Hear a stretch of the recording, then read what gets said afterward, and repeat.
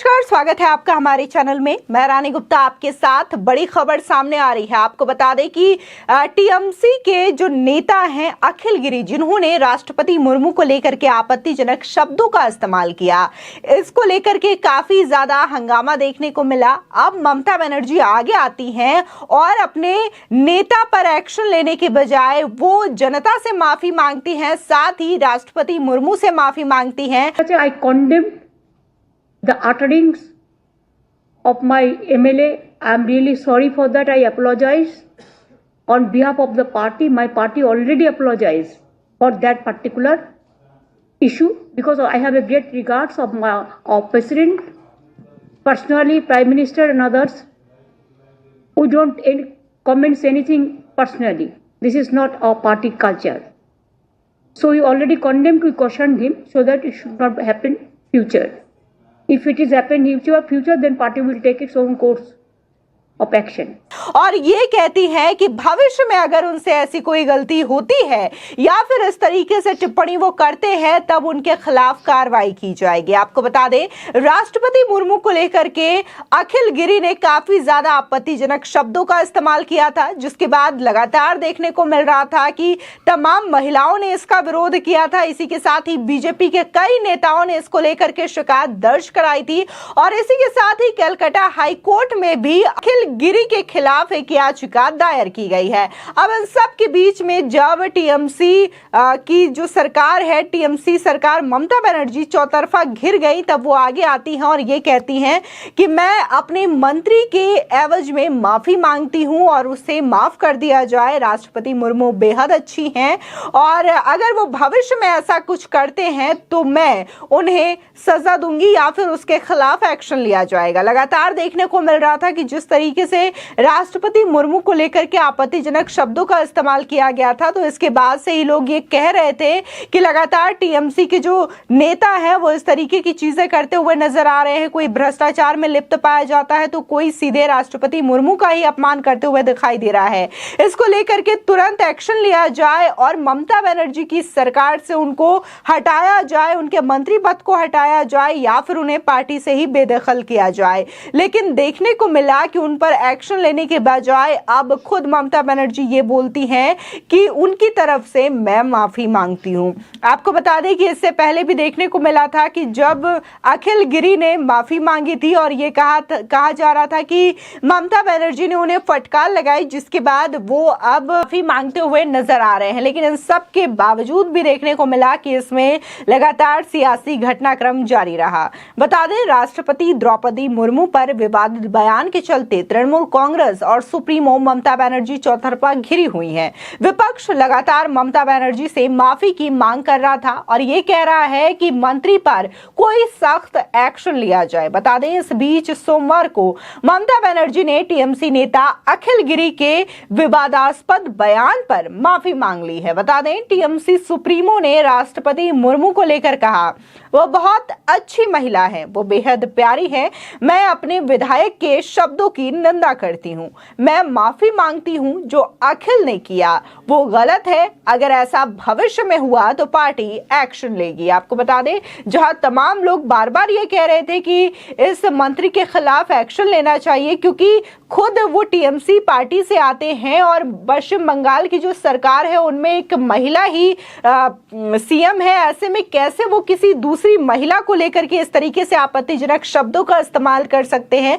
इसको लेकर के काफी ज्यादा निंदा भी हुई थी और कहा जा रहा था कि उन्हें या तो मंत्रिमंडल से बाहर निकाले ममता बनर्जी या तो उन्हें टीएमसी की पार्टी से बाहर निकाले। साथ ही देखने को यह भी कहा जा रहा है कि ममता बनर्जी को शायद ये डर सता रहा है कि पश्चिम बंगाल में आदिवासियों की संख्या ज्यादा है और आदिवासी समाज नाराज ना हो जाए उनसे और इसका जो इफेक्ट है वो उनकी वोट बैंक पर ना पड़े, जिसकी वजह से वो सामने आई है और माफी मांग रही है। फिलहाल इसके पीछे की सच्चाई क्या है वो तो नहीं पता, लेकिन तमाम जो चीजें हैं वो यही कही जा रही है कि ममता बनर्जी अपने आदिवासी वोट बैंक को साधने के लिए सामने आई हैं और इस तरीके से माफी मांग रही हैं। गौरतलब है कि अखिल गिरी ने 11 नवंबर को नंदीग्राम के एक जनसभा को संबोधित करते हुए राष्ट्रपति द्रौपदी मुर्मू पर अपमानजनक टिप्पणी की थी। उनका बयान सोशल मीडिया पर काफी ज्यादा वायरल हो गया। इसके बाद बीजेपी ने अखिल गिरी और ममता सरकार पर जमकर निशाना साधा और उनकी गिरफ्तारी की मांग भी की गई। ममता बनर्जी की पार्टी टीएमसी ने एक बयान में कहा कि वो इस तरह के बयानों का समर्थन नहीं करती हैं। इससे पहले भी चीजें देखने को मिली थी कि कैसे महुआ मोइत्रा ने भी मां काली को लेकर के आपत्तिजनक शब्दों का इस्तेमाल किया था और इसके बाद भी टीएमसी पार्टी ने यही कहा था कि उनका ये पर्सनल ओपिनियन है, उनकी ये व्यक्तिगत राय है और इसके लिए टीएमसी पार्टी उनका समर्थन नहीं करती। तब भी मांग यही उठी थी कि उन्हें पार्टी से निष्कासित कर देना चाहिए, उनके खिलाफ एक्शन लेना चाहिए, लेकिन इसके बावजूद भी ममता बनर्जी ने इस पर ध्यान नहीं दिया और अब देखने को मिलता है कि कैसे उनके ही मंत्री अखिल गिरी राष्ट्रपति मुर्मू को लेकर के आपत्तिजनक शब्दों का इस्तेमाल करते हैं, वो भी एक भरी जनसभा में, और ये वीडियो वायरल हो जाता है जिसके बाद लगातार लोग मांग उठाने लगे।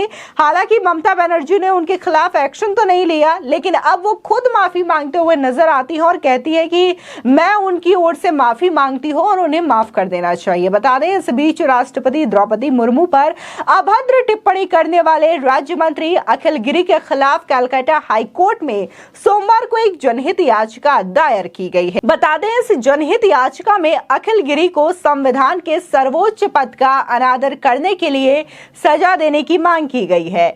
ये मामला सोमवार को मुख्य न्यायाधीश प्रकाश श्रीवास्तव की बेंच में दायर किया गया है। बता दें कि ये कोई पहला मामला नहीं है जब इस तरीके से विपक्ष के किसी नेता ने राष्ट्रपति मुर्मू का अपमान किया गया हो।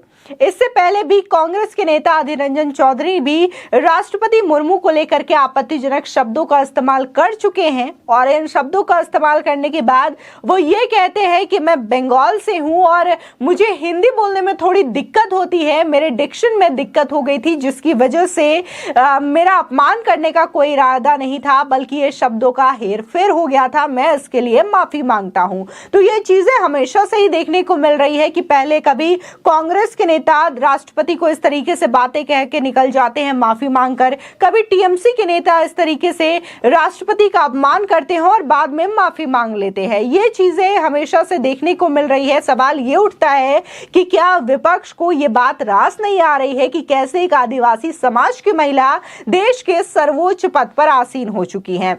बता दें कि इससे पहले ममता बनर्जी ने यह दावा किया था कि कुछ लोग राज्य को लगातार बदनाम करने की कोशिश कर रहे हैं। इसी के साथ ही सीएम ममता बनर्जी ने यह भी कहा कि अगर किसी व्यक्ति ने गलती की है तो उसे उन गलतियों को सुधारने का मौका दिया जाना चाहिए। अगर कोई भ्रष्टाचार में लिप्त है तो कानून अपना काम करेगा।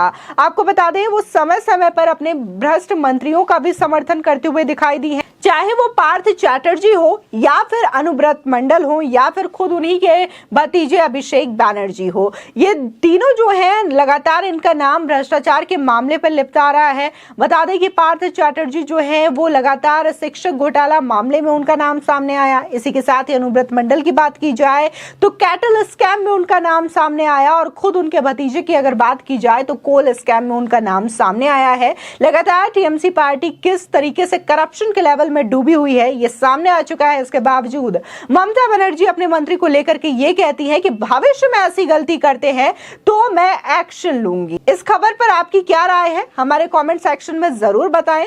आगे की और भी अपडेट के लिए चैनल को सब्सक्राइब करना ना भूलें।